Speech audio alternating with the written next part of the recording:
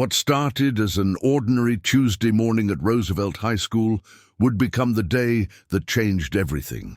When three popular students decided to humiliate quiet Zara Williams in front of the entire cafeteria, they had no idea they were about to face consequences that would follow them for years to come. Before we jump back in, tell us where you're tuning in from. And if this story touches you, make sure you're subscribed, because tomorrow I've saved something extra special for you. Zara Williams adjusted her navy blue pleated skirt as she walked through the crowded hallways of Roosevelt High School in Denver, Colorado. It was her junior year, and despite being at the school for over 2 years, she still felt like an outsider looking in.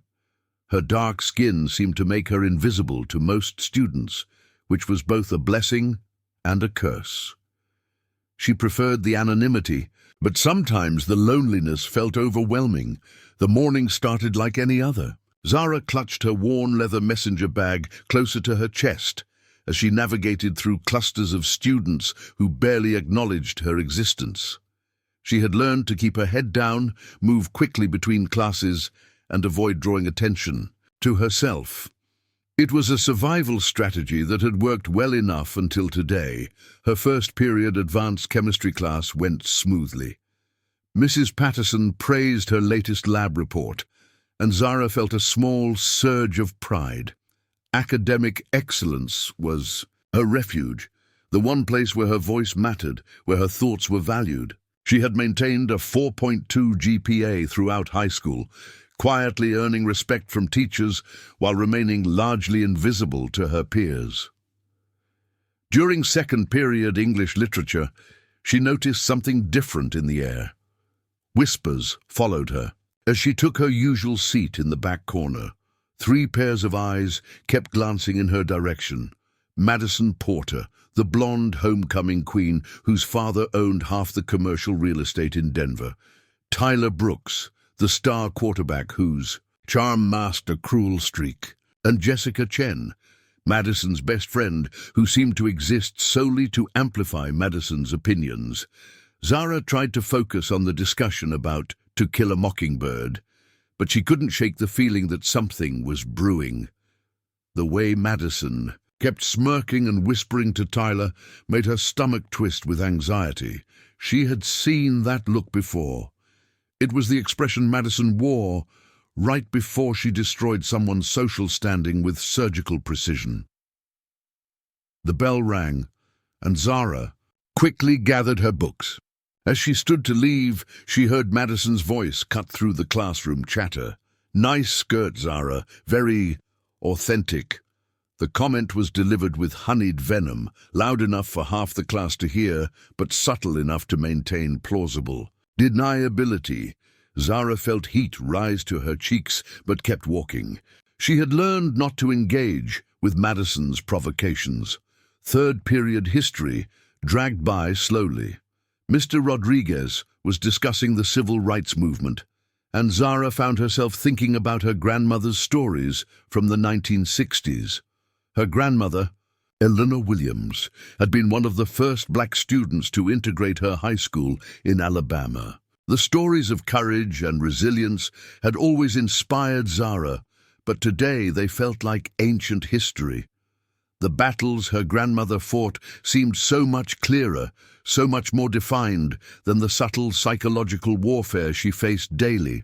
When the lunch bell finally rang, Zara made her usual trek to the cafeteria. She typically ate alone at a small table near the windows, using the time to catch up on reading or review notes for afternoon classes. The cafeteria was always the most dangerous territory, a social minefield where reputations were built and destroyed with ruthless efficiency. She grabbed a turkey sandwich and a bottle of water from the lunch line, avoiding eye contact with the lunch lady who always seemed annoyed by her presence. The cafeteria was buzzing with its usual energy. Athletes dominating the center tables, theater kids clustered near the stage, academic overachievers scattered throughout, and the various social circles maintaining their invisible but rigid boundaries. Zara settled into her usual spot, pulling out her advanced placement biology textbook. She had a test next week and wanted to review the chapter on cellular respiration. The familiar routine of studying helped calm her nerves from the morning's strange interactions. She was deeply engrossed in reading about mitochondrial function when she sensed movement around her table. Looking up, she found Madison, Tyler, and Jessica standing in a semicircle, blocking her view of the rest of the cafeteria. Their presence immediately drew attention from nearby tables. "Hey, Zara," Madison said with false sweetness. "We were just talking about you in our student council meeting." Zara's grip tightened on her textbook. She knew better than to believe anything Madison said, but curiosity got the better of her. "What about?" "Well," Madison continued, her voice carrying just enough volume to attract more listeners, "we're organizing the spring formal, and we wanted to make sure we have diverse representation on the planning committee." The way she emphasized diversity made Zara's skin crawl. It was classic Madison, using progressive language to mask something ugly underneath. "I'm not really interested in," Zara started to say. "Oh, but you'd be perfect," Jessica interrupted, her voice artificially enthusiastic. "You could help us make sure the music appeals to different tastes." Tyler snickered at that, and Zara realized where this conversation was heading. They weren't offering her a genuine opportunity.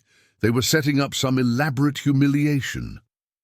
"Thanks, but I'm busy with my studies," Zara said firmly, hoping they would take the hint and move on. "Come on, don't be like that," Madison pressed, leaning closer. "We really think you could bring something special to the committee, something urban." The word hung in the air like a slap. Conversations at nearby tables had quieted, and Zara could feel dozens of eyes watching the interaction unfold. Her face burned with embarrassment and anger, but she forced herself to remain calm. "I said no, thank you," Zara repeated, her voice steady despite the storm brewing inside her. Madison's fake smile faltered for just a moment, revealing the cold calculation underneath. She didn't like being rejected, especially not in front of an audience. "You know what your problem is, Zara," Madison said, her voice dropping to a more intimate level that somehow felt more threatening. "You think you're better than everyone else, always sitting alone with your books, acting like you're too good to socialize with the rest of us." "That's not," Zara began, but Madison cut her off. "It is true. You walk around here like you own the place, but you don't belong. This isn't some inner-city school where your attitude flies. This is Roosevelt High, and we have standards." The cafeteria had gone almost completely silent now. Even the lunch staff had stopped their cleaning to watch the confrontation unfold. Zara felt trapped, surrounded by hostile faces and nowhere to escape. "I just want to eat my lunch and study," Zara said quietly, hoping to diffuse the situation. "See? There it is again," Madison said triumphantly, turning to address the growing audience. "Acting like she's so much more studious and dedicated than the rest of us, like we're all just shallow idiots who don't understand the importance of education." Tyler stepped closer, his imposing frame casting a shadow over Zara's small table. "Maybe she needs to learn some humility," he said, his voice carrying the confidence of someone who had never faced real consequences for his actions. "What's that supposed to mean?" Zara asked, though she immediately regretted engaging further. "It means," Jessica said with a cruel smile, "that sometimes people need to be reminded of their place." What happened next felt like it occurred in slow motion. Tyler reached down and grabbed the hem of Zara's skirt. With a sharp yank, he pulled upward and outward, and the sound of tearing fabric echoed through the silent cafeteria. The skirt, which had been her grandmother's, a vintage piece from the 1970s with sentimental value far beyond its modest appearance, ripped along the side seam. The tear ran from just above her knee all the way to her hip, leaving her exposed and vulnerable in front of 300 of her peers. The cafeteria erupted. Some students gasped in shock. Others laughed with cruel delight, and many simply stared in stunned silence. Zara instinctively grabbed at the torn fabric, trying desperately to cover herself, while fighting back tears of humiliation and rage. "Oops," Tyler said with mock innocence. "Guess it wasn't as high quality as you thought." Madison laughed, a sound like breaking glass. "Maybe next time you'll think twice before acting like you're too good for the rest of us." Jessica was already pulling out her phone, angling for the perfect shot of Zara's humiliation. "This is definitely going on social media," she announced gleefully. In that moment, surrounded by laughter and pointing fingers, clutching the torn remains of her grandmother's skirt, Zara Williams felt something fundamental shift inside her. The quiet, studious girl, who had spent 3 years trying to remain invisible, was gone. In her place stood someone harder, someone who understood that sometimes the only way to survive was to fight back. But she didn't fight back with fists or screaming. Instead, she stood up slowly, gathered her books with deliberate calm, and walked toward the cafeteria exit with as much dignity as she could muster. The torn skirt flapped with each step, a banner of her humiliation, but her head remained high. As she reached the doorway, she turned back to face her tormentors. Madison, Tyler, and Jessica were still basking in their triumph, accepting congratulations from their friends and reveling in the attention their cruelty had earned them. "Enjoy this moment," Zara said, her voice carrying clearly across the now quiet cafeteria, "because it's going to cost you more than you can possibly imagine." With that, she walked out, leaving behind a room full of students who had no idea they had just witnessed the birth of their own destruction. Preparing and narrating this story took us a lot of time, so if you are enjoying it, subscribe to our channel. It means a lot to us. Now back to the story. The rest of the school day passed in a blur of whispers, stares, and pointed fingers. Zara had borrowed a sweater from the nurse's office to tie around her waist, covering the worst of the damage, but everyone knew what had happened. The story spread through the school like wildfire, growing more exaggerated with each telling. By the time she reached her final period advanced placement government class, the tale had evolved into something almost mythical. Some versions had her crying and begging for mercy.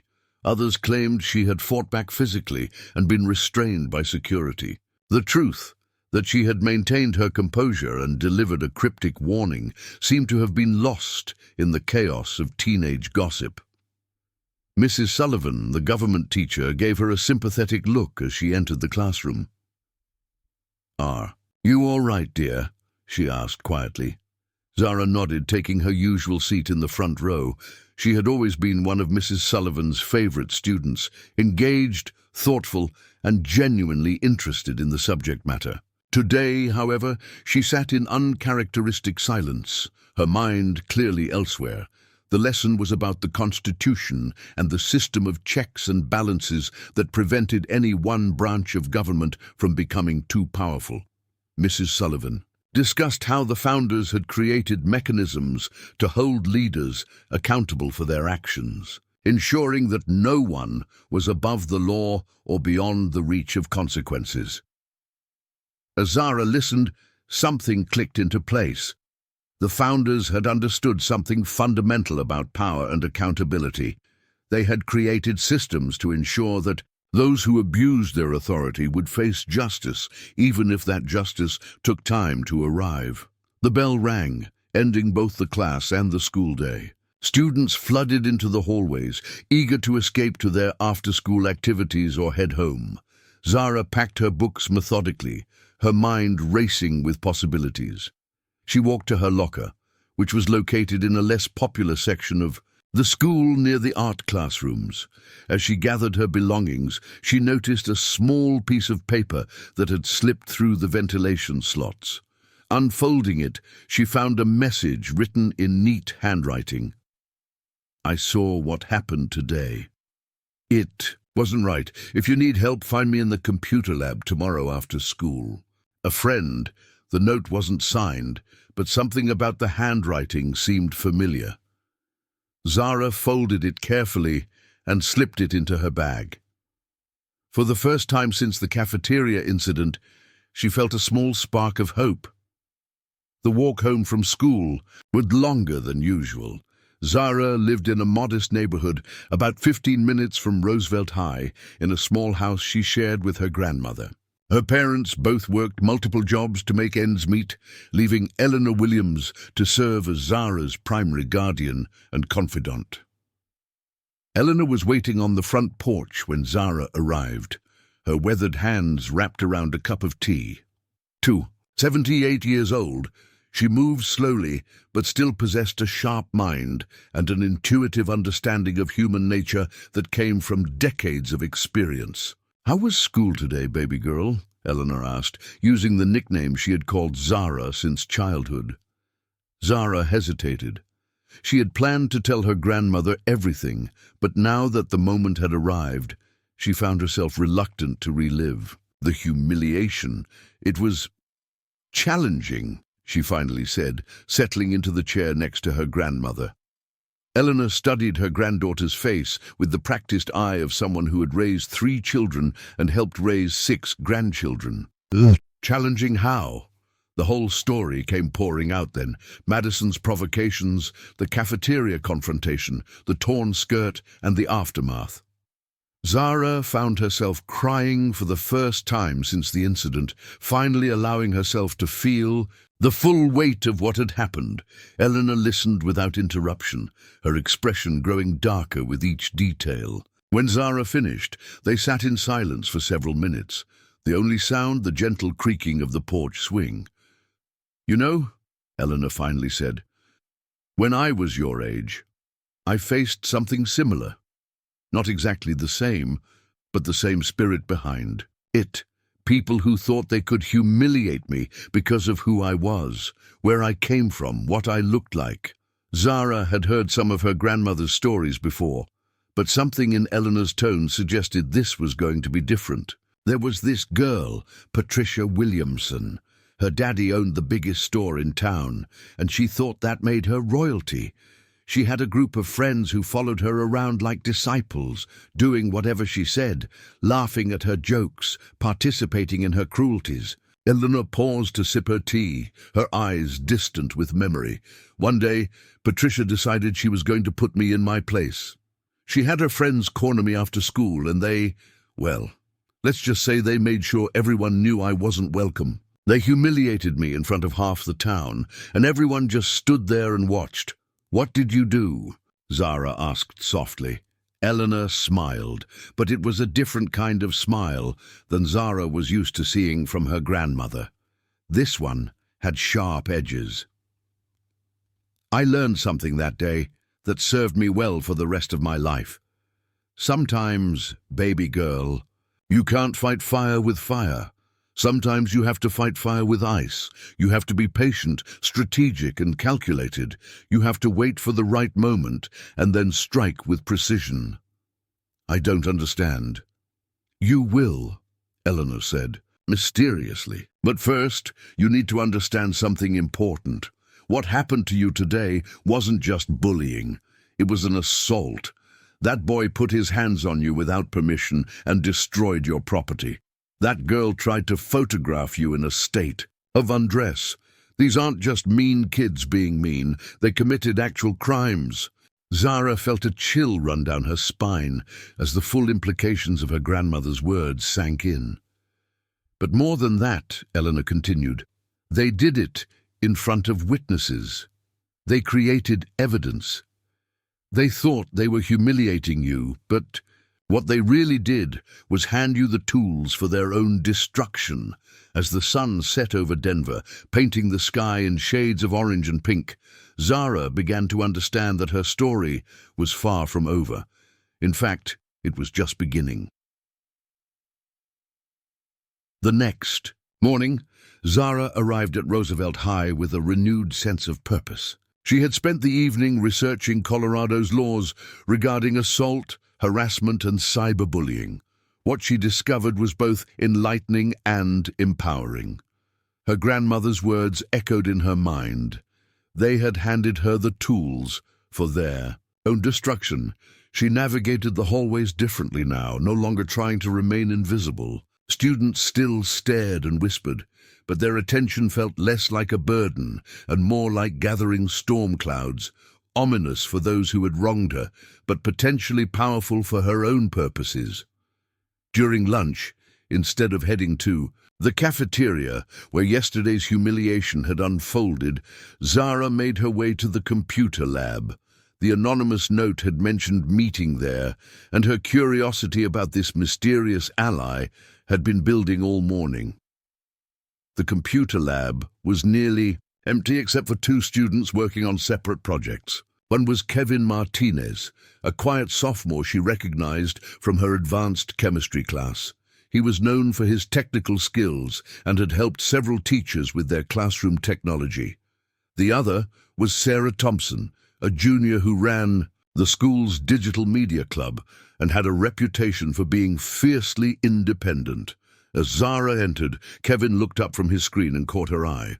With a subtle nod toward an empty computer station in the corner, he indicated she should sit there. After a few minutes, he casually moved to the station next to hers. "I left you that note," he said quietly, pretending to work on his assignment. What happened yesterday was completely out of line. Zara studied his profile. Kevin was the type of student who blended into the background. Not unpopular, but not part of any particular social circle. His dark hair fell across intelligent brown eyes, and his quiet demeanor suggested someone who observed more than he spoke. "Why do you care?" Zara asked, genuinely curious. Kevin's fingers paused over the keyboard. "Because I've been watching Madison and her crew operate for 2 years. They pick targets they think are vulnerable, isolated. They think they can get away with anything because their parents have money and influence. And you want to help me. Why exactly?" "Because," Sarah Thompson said, sliding into the chair on Zara's other side, "some of us are tired of watching them destroy people for entertainment." Zara looked between Kevin and Sarah, realizing this wasn't a coincidence. "You two planned this." Sarah nodded. "We've been documenting Madison's behavior for months. Not just her, Tyler and Jessica too. We started because we were working on an investigative piece for the school newspaper about bullying, but it became something bigger." Kevin pulled up a file on his computer, angling the screen so only Zara could see it.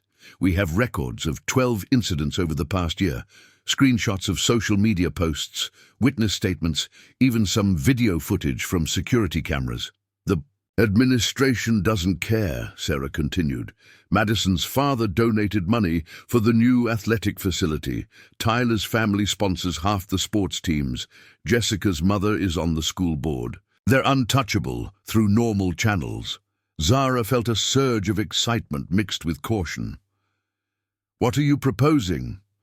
"We're proposing justice," Kevin said simply. "The kind that comes when people face real consequences for their actions." Sarah leaned closer. "We saw what you said in the cafeteria yesterday, about it costing them more than they could imagine. We think you're ready to fight back, but you need allies, people who understand how the system really works." "What kind of consequences are we talking about?" Zara asked. Kevin and Sarah exchanged a look that suggested they had discussed this extensively. "Legal consequences," Sarah said. "What Tyler did to you yesterday was assault. What Jessica attempted with her phone was creating non-consensual intimate imagery, which is a felony in Colorado. Madison's behavior constitutes harassment and creating a hostile environment."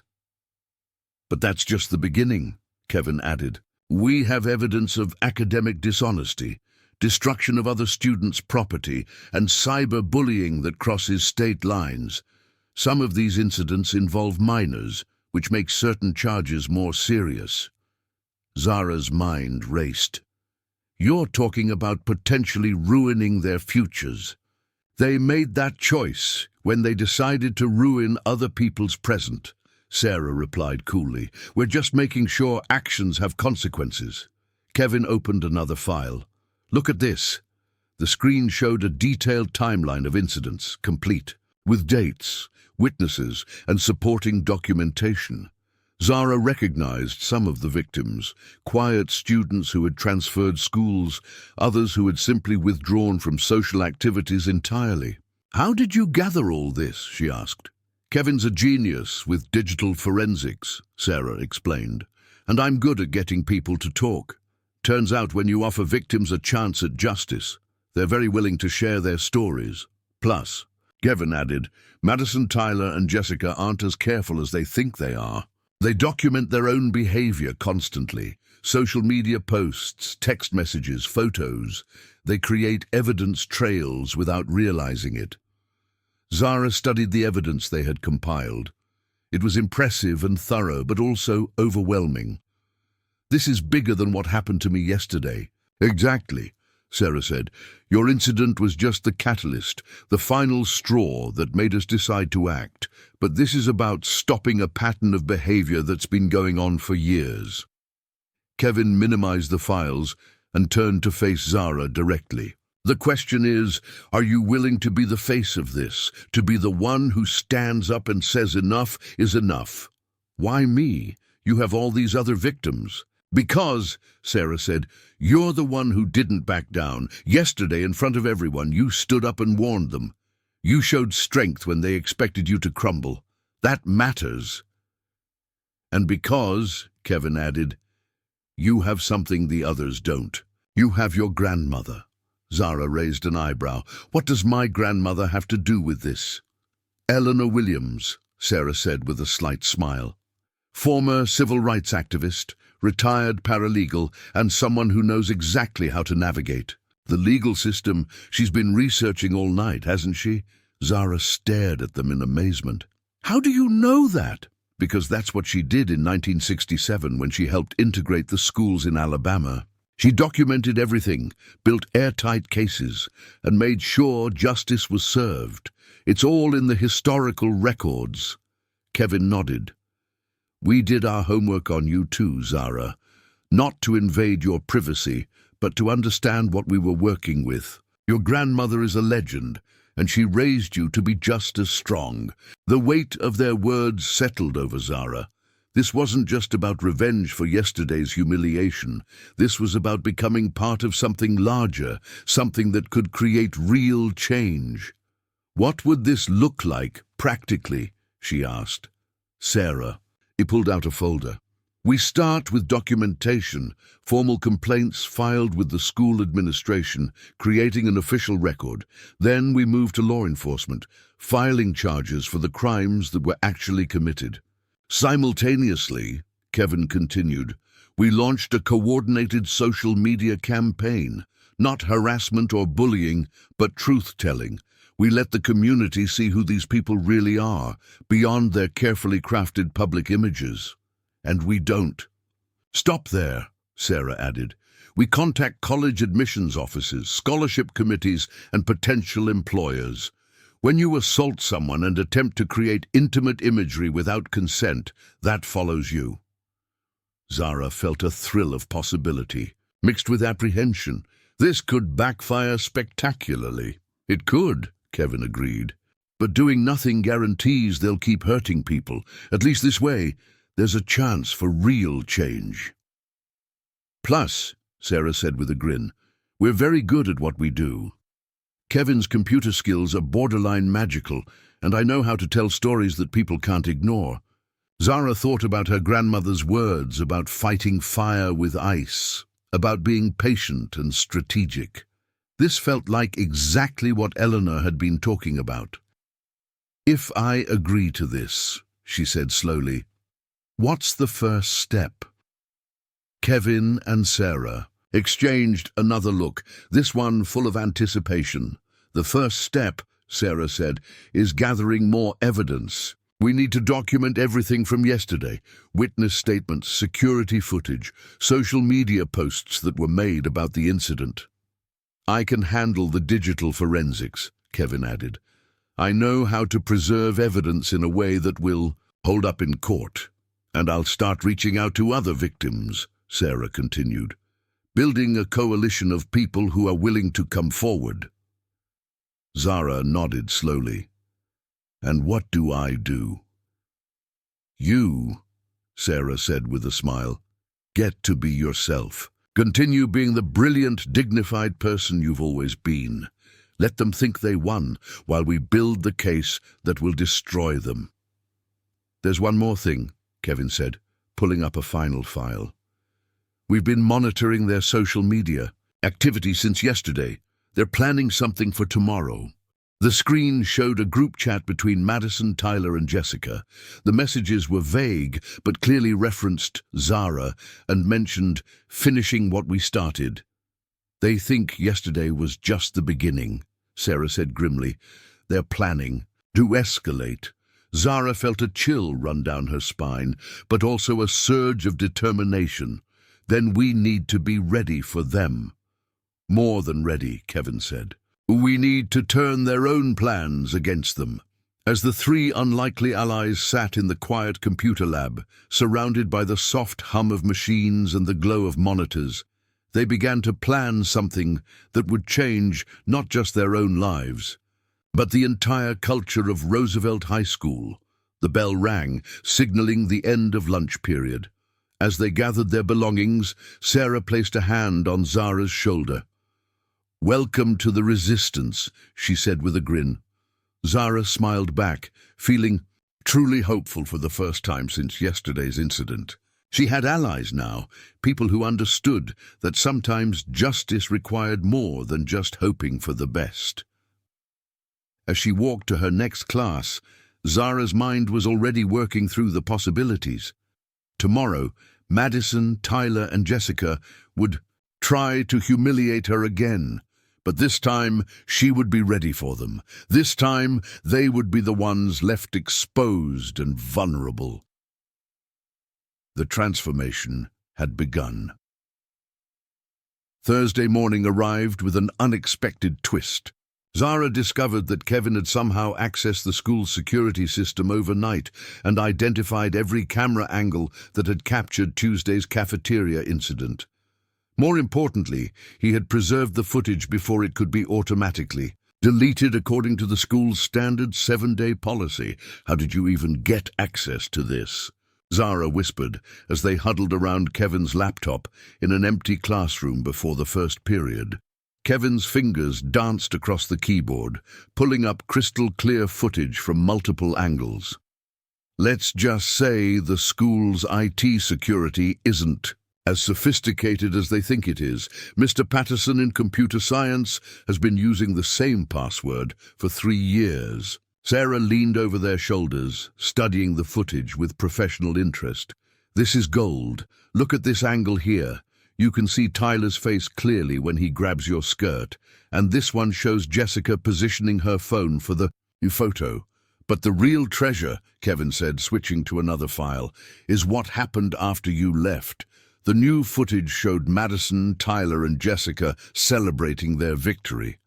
Tyler was laughing and mimicking the act of tearing fabric, while Madison posed dramatically. Most damning of all, Jessica was showing her phone screen to other students, clearly displaying photos she had managed to take during the incident. She actually got the pictures? Zara felt a surge of anger and violation. She got them, Sarah confirmed grimly, and according to her social media activity, she's been showing them to people privately. That's distribution of intimate imagery without consent.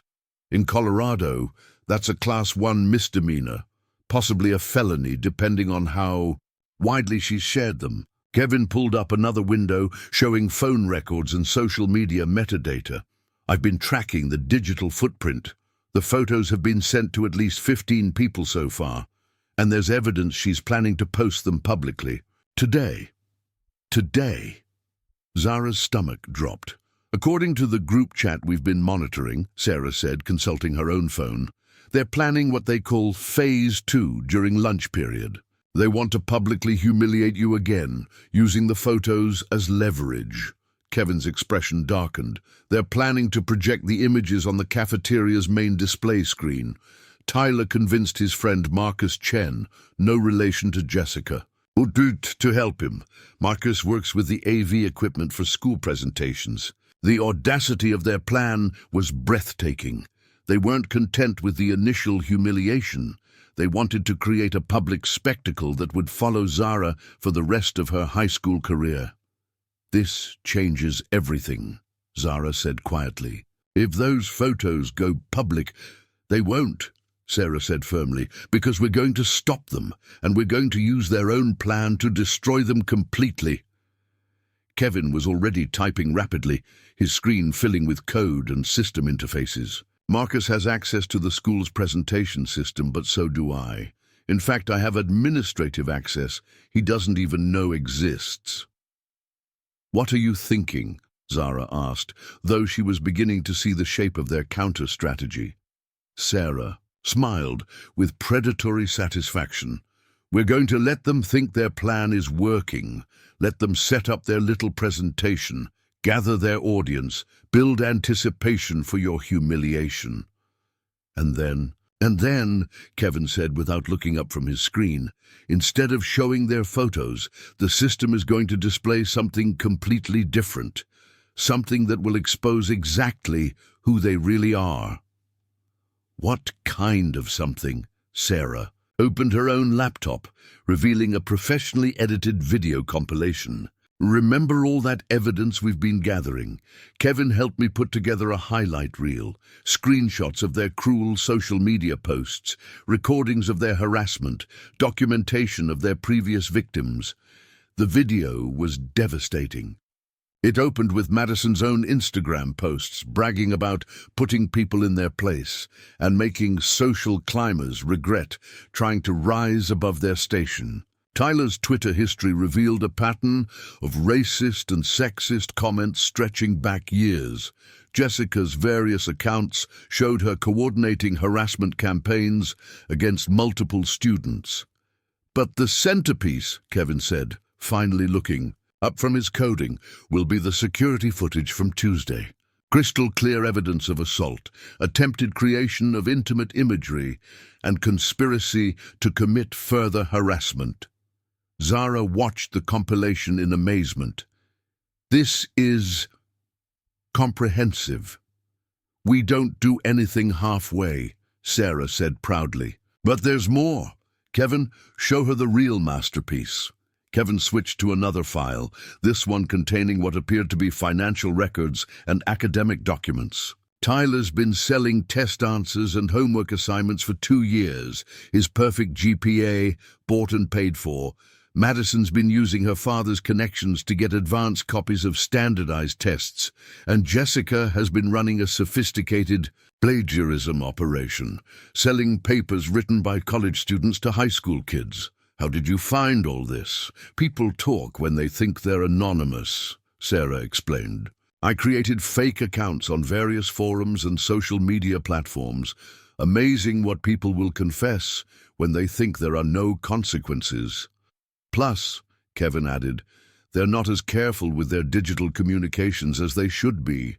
Cloud storage accounts with shared access, email threads discussing their schemes, Venmo transactions with obvious memo lines like homework help and test prep." The scope of their evidence was staggering. What had started as documentation of bullying had uncovered a network of academic fraud that potentially involved dozens of students and thousands of dollars. "This goes way beyond what happened to me," Zara realized. "Exactly," Sarah said, "which is why when this comes out, it's not going to be seen as one girl's revenge. It's going to be seen as exposing a system of corruption that's been poisoning the school for years." Kevin was back to coding, his fingers flying across the keyboard.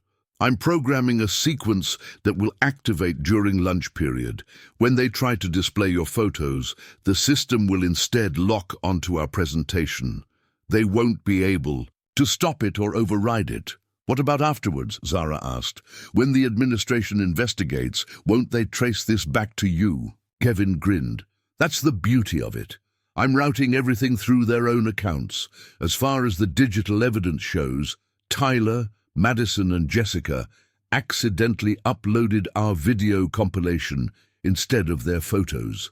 Their own incompetence will be blamed for exposing their crimes. Sarah was making notes on a legal pad. While that's happening in the cafeteria, I'll be simultaneously releasing everything to local news outlets, college admissions offices, and law enforcement. By the time they realize what's happening, the story will already be public. And I, Zara said slowly, understanding her role in the plan, will be sitting in the cafeteria looking as surprised as everyone else. Exactly. You're just an innocent victim who happens to be present when their own system turns against them. The first bell rang, signaling 5 minutes until classes began. As they gathered their materials, Kevin handed Zara a small device that looked like a flash drive. "What's this?" "Insurance," he said. "If anything goes wrong with the main plan, plug this into any computer connected to the school network. It will automatically upload everything to cloud storage and send copies to law enforcement." Sarah checked her watch. T-minus 4 hours until lunch period. "Everyone knows their part?" Kevin nodded, his laptop already packed away. "Systems are in place. The video compilation is loaded and ready. The routing protocols are set. Media contacts are prepped," Sarah added. "Press releases are written and scheduled. I even reached out to some civil rights organizations. They're very interested in the discrimination aspects of this case." Zara felt a mixture of excitement and nervousness. What if they don't go through with their plan? What if they change their minds? "They won't," Sarah said confidently. "I've been subtly encouraging their overconfidence all morning. A few anonymous tips about how devastated you looked yesterday. Some fake social media accounts posting about how you deserve worse. They think they have you completely beaten down. Plus," Kevin added, "Tyler's ego won't let him back down now. He's been bragging to his friends about his brilliant plan. He's committed." As they separated to head to their respective classes, Zara felt the weight of what they were about to do. In just a few hours, 3 students who had seemed untouchable would have their lives irrevocably changed. Their college prospects, their social standing, their futures, everything would be different. She thought about her grandmother's words about fighting fire with ice, about patience and precision. This plan was exactly that. Cold, calculated, and devastating in its thoroughness. During her morning classes, Zara noticed increased whispers and stares. Word had clearly spread about whatever Madison's group was planning for lunch. Students were anticipating another public humiliation, perhaps even more dramatic than Tuesday's incident. Some classmates looked at her with pity, others with curiosity, and a few with barely concealed excitement at the prospect of witnessing her further degradation. None of them had any idea that they were about to witness something completely different. As the lunch bell rang and students began flooding toward the cafeteria, Zara took a deep breath and prepared to watch her tormentors destroy themselves with their own cruelty. The trap was set. Now all they had to do was let Madison, Tyler, and Jessica walk into it. The cafeteria buzzed with unusual energy as lunch period began.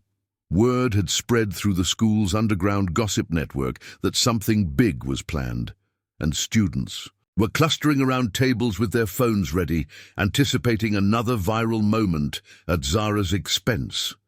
Zara entered through the main doors, her heart pounding, but her expression carefully neutral. She had chosen to wear a simple black dress today, modest, dignified, and impossible to tear or manipulate. Her grandmother's advice echoed in her mind. When they expect you to look defeated, you show up looking like royalty. She spotted Madison, Tyler, and Jessica near the front of the cafeteria, positioned strategically close to the large display screen typically used for morning announcements and special presentations. Marcus Chen was with them, laptop in hand, clearly making final adjustments to whatever technical setup they had planned. Madison caught sight of Zara, and her lips curved into a predatory smile. She whispered something to Tyler, who looked over and laughed with obvious malice. Jessica was already holding her phone, positioned to capture Zara's reaction to whatever they had planned. The lunch line moved slowly, giving Zara time to observe. The scene. Kevin was sitting at a corner table, seemingly absorbed in his own laptop, but clearly monitoring the situation. Sarah had positioned herself near the exit, ready to implement their media strategy the moment their plan activated. Other students were beginning to notice the tension. Conversations quieted as people sensed that something significant was about to happen. The anticipation was almost tangible. Dozens of teenagers expecting to witness social destruction, having no idea they were about to see something entirely different. Zara selected a simple salad and a bottle of water, maintaining her usual lunch routine despite the circumstances. As she paid the cashier, she noticed Marcus Chen connecting his laptop to the cafeteria's audio-visual system. The large display screen flickered to life, currently showing the school's standard lunch menu. She found an empty table in the center of the cafeteria, not her usual corner spot, but a location where she would be clearly visible to everyone. It was important that when everything unfolded, no one could question where she was or what she was doing. Madison stood up, tapping her phone against her water bottle to get attention. The metallic sound cut through the cafeteria chatter, and conversations began to fade as students turned to look at her. "Attention, everyone," Madison called out, her voice carrying the confidence of someone who had never faced real consequences for her actions. "We have a special presentation today, a little reminder about the importance of knowing your place at Roosevelt High." Tyler stepped forward, his quarterback swagger on full display. "Some people think they can just walk around here acting like they're better than everyone else. Today, we're going to show everyone what happens when you get too big for your britches." The cafeteria had gone almost completely silent now. Even the lunch staff had stopped their cleaning to watch whatever was about to unfold. Phones were already out, ready to capture and share whatever humiliation was about to be delivered. Jessica moved to stand next to the display screen, her own phone positioned to record both the screen and Zara's reaction. "This is what happens," she announced with theatrical flair, "when you forget where you belong." Marcus Chen looked up from his laptop and nodded to Tyler. "Ready when you are?" Tyler made a show of pulling out his phone, swiping through what everyone assumed were the photos they planned to display. "Marcus, fire it up. Let's give everyone a good look at Miss Perfect over there." Marcus clicked a key on his laptop, and the display screen immediately came to life. For a split second, there was a loading symbol, and then the first image appeared, but it wasn't a photo of Zara. Instead, the screen filled with a screenshot of Madison's Instagram account, showing a post from 3 months earlier. The image showed Madison at a party raising a glass of champagne with the caption, "Another social climber put in her place tonight. Some people need to learn that money and class can't be faked. Know your place. Roosevelt royalty." Madison's confident expression faltered. "That's not," she started to say, but the image had already changed. Now the screen showed Tyler's Twitter account, displaying a series of increasingly vile tweets. Racist jokes, sexist comments about female students, and boasts about destroying losers who think they matter. The timestamps showed a consistent pattern of harassment stretching back years. "What the hell is happening?" Tyler demanded, looking at Marcus with fury. "This isn't what we uploaded." Marcus was frantically typing on his laptop, his face pale with panic. "I don't know. The system isn't responding. I can't control it." The third image was even more damaging, a screenshot of Jessica's private messages organizing harassment campaigns against multiple students. The messages included detailed plans for psychological manipulation, coordinated social media attacks, and strategic isolation tactics. The cafeteria erupted in shocked murmurs. Students who had been ready to laugh at Zara's humiliation were now staring in horror at the evidence of systematic cruelty being displayed on the screen, but the presentation was far from over. The screen transitioned to video footage, crystal-clear security camera recordings from Tuesday's incident. The first angle showed Tyler grabbing Zara's skirt with obvious intent, his face clearly visible and his actions unmistakably deliberate. The second angle captured Jessica positioning her phone to photograph Zara in her moment of vulnerability. Madison stepped toward the screen, her voice rising in panic. "Turn it off! Marcus, turn it off right now!" "I'm trying!" Marcus shouted back, his fingers flying over the keyboard. "It's locked me out of the system completely!" The video footage continued, now showing the aftermath of Tuesday's incident. Madison, Tyler, and Jessica celebrate their victory, laughing and congratulating each other, while Zara left the cafeteria with quiet dignity. The audio was clear enough to hear Tyler saying, "Did you see her face? Priceless." Students throughout the cafeteria were now openly staring at the three perpetrators with disgust and disbelief. The social dynamic that had protected Madison's group for years was crumbling in real time, but Kevin's masterpiece was yet to come.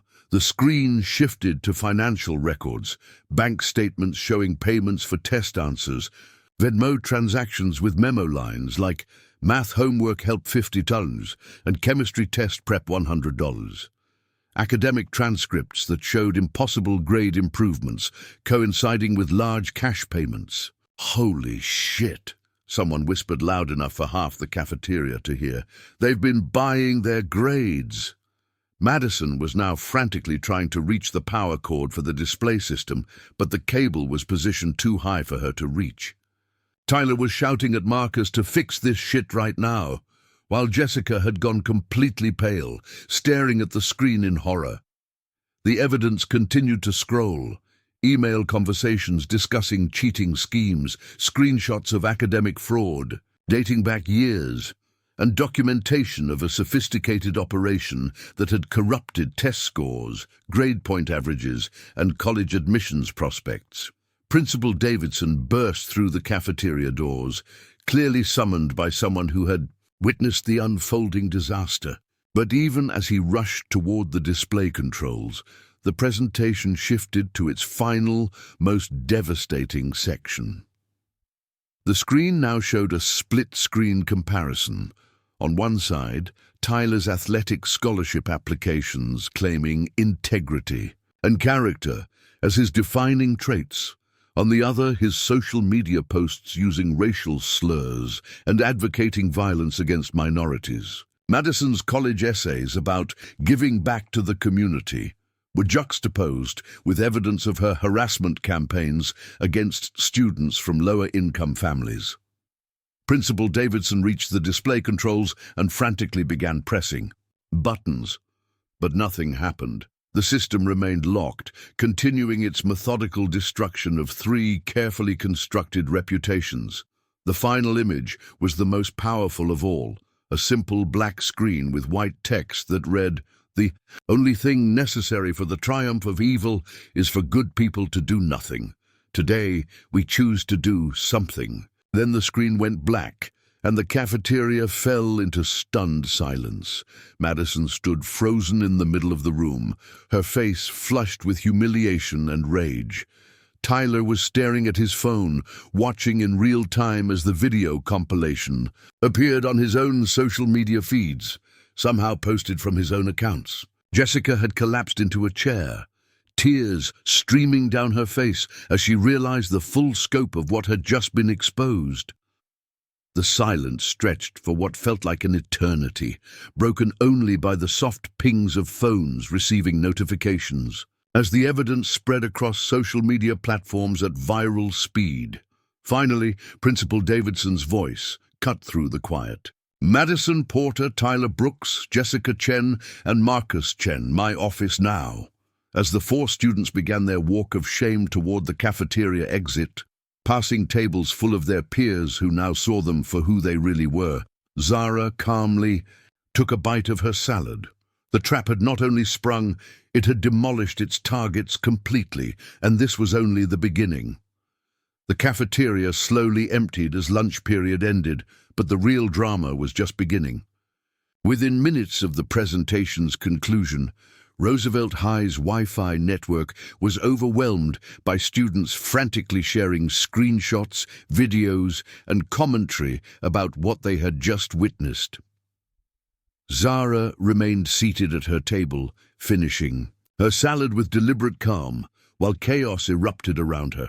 Students approached cautiously, some offering apologetic looks, others asking if she was okay. She responded politely but briefly, maintaining the image of someone who was as surprised by the revelation as everyone else. Kevin packed up his laptop and caught her eye as he passed, giving an almost imperceptible nod. Phase 1 was complete, but Sarah's media blitz was just getting started. In Principal Davidson's office, the atmosphere was explosive. Madison sat rigid in her chair, her usual composure completely shattered. Tyler paced like a caged animal, repeatedly demanding to know who did this and threatening legal action against unnamed perpetrators. Jessica hadn't stopped crying since. Leaving the cafeteria, mascara streaking down her cheeks as the reality of her situation sank in. Marcus Chen sat slightly apart from the others, correctly recognizing that his role as technical facilitator might earn him some leniency if he cooperated fully. "I want explanations," Principal Davidson said, his voice carrying the weight of someone whose career was about to become significantly more complicated. "And I want them now.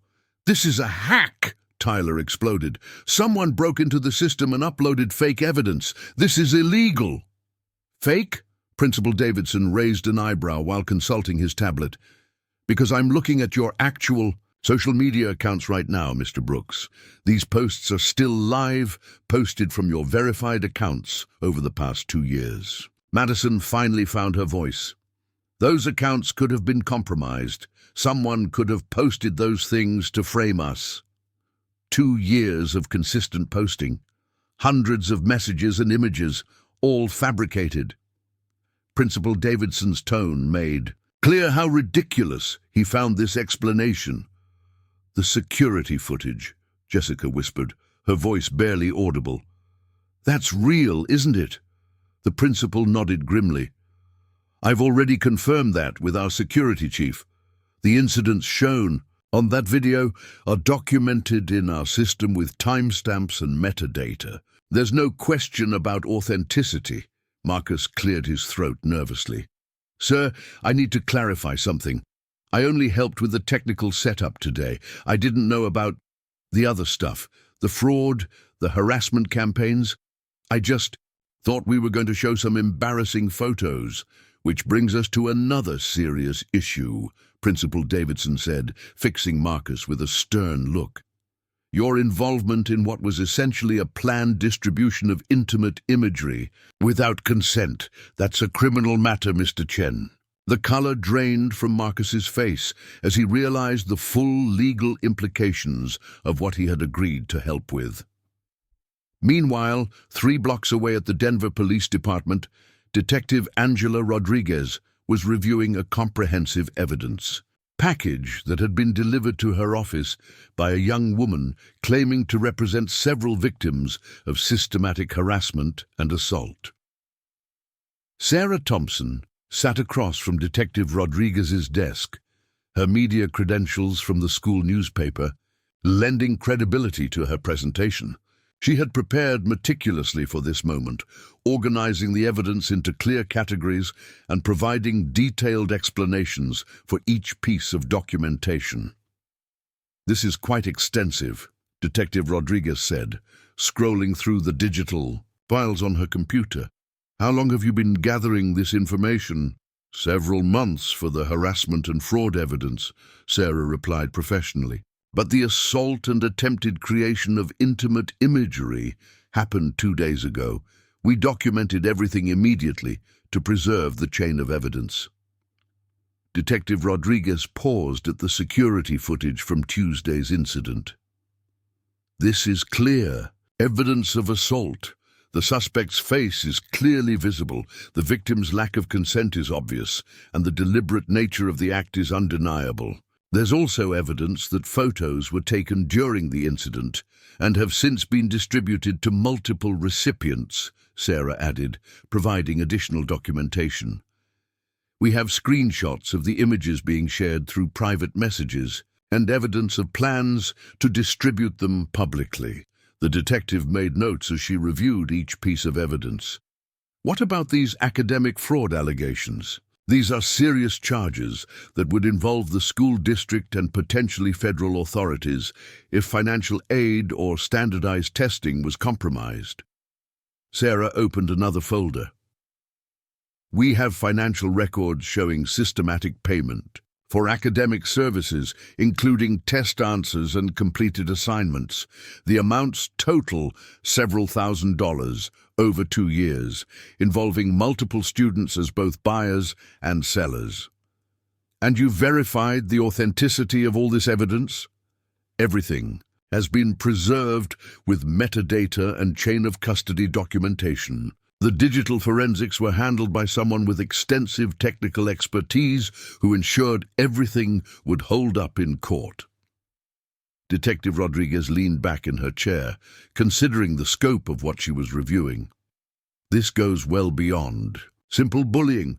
We're looking at assault, harassment, distribution of intimate imagery, conspiracy, academic fraud, and possibly racketeering if the fraud operation was as organized as this evidence suggests. That's our assessment as well, Sarah confirmed, which is why we felt it was important to bring this to law enforcement immediately rather than trying to handle it through school channels alone.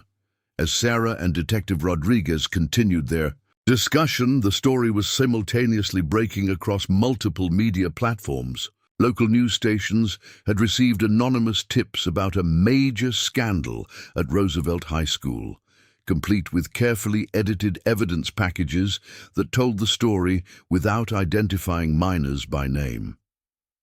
The Denver Post's education reporter, Janet Mills, was already drafting an article about systematic bullying and academic fraud at one of the city's most prestigious public schools. Her editor had fast-tracked the story after reviewing the evidence package that had been delivered to their newsroom. This has all the elements of a major story, her editor told her during an emergency meeting. Elite school, wealthy students, systematic corruption, dramatic public exposure. But we need to be careful about how we handle the minor status of those involved. The evidence speaks for itself, Janet replied. We can tell the story without sensationalizing it. Focus on the systemic issues rather than individual personalities. Social media was exploding with commentary and analysis. Roosevelt Exposed was trending on Twitter, with students from other schools sharing their own experiences with similar behavior. The incident was being discussed as an example of privilege, accountability, and the power of technology to expose hidden injustices. But perhaps the most significant conversation was happening in college admissions offices across the country. At Stanford University, admissions officer Dr. Michael Park was reviewing an urgent email from Roosevelt High School's guidance counselor.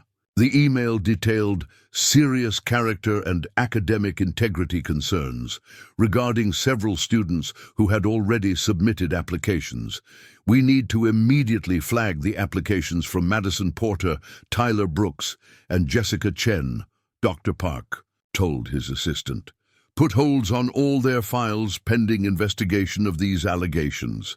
Similar conversations were happening at Harvard, MIT, Columbia, and a dozen other elite institutions. The evidence package had been systematically distributed to every college where the 3 students had submitted applications. Tyler's football scholarship to the University of Colorado was already under review. Athletic director Susan Walsh had called an emergency meeting after receiving detailed documentation of Tyler's social media history and academic fraud allegations. We cannot and will not tolerate this kind of behavior in our program, she told her staff. Scholarship offers are contingent on character as well as athletic ability.